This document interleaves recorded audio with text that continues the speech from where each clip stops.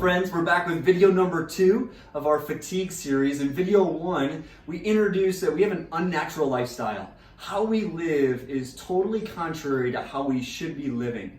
And so then we talked a little bit about melatonin, why the synthetic form of melatonin may not be a good thing for us, especially chronic use of melatonin. In this video, we're going to talk a little bit about chiropractic. Now, most people think about chiropractic as bad backs or, hey, chiropractors are back doctors. That's a common one that I'll hear. Really what I tell patients is that we're nervous system doctors. What I want you guys to understand first and foremost is that chiropractors work with the nervous system. It's really the electrical system. A Ferrari is only as good as its electrical system. Same thing with our body, and that electrical system is your nervous system. Well, when you look at your nervous system, there's really 2 components of it. When we encounter stress in our life, which really creates fatigue, that's the root cause of fatigue is the unnatural living, the cortisol and the stress that we have. What happens is our body can either adapt it from a sympathetic response or a parasympathetic response. Most commonly, let's talk about sympathetic response. This is fight or flight.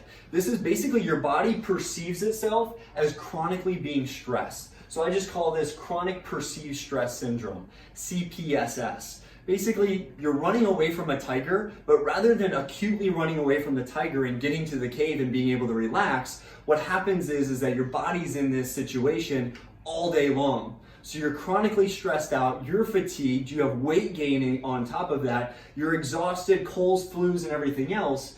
From a chiropractic perspective, one of the first things that patients will mention to us when they're getting adjusted on a consistent basis is, Dr. Jordan, I'm able to sleep better.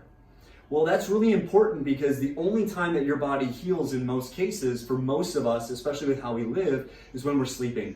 And so the more time that we can spend in parasympathetic, I kind of explain it like a gas pedal and a brake pedal. The gas pedal is sympathetic, right? It's 0 to 60, right? Whereas parasympathetic is like the brake. You hit the brake, you calm down, you relax. We just don't live a lot of our life in parasympathetic drive.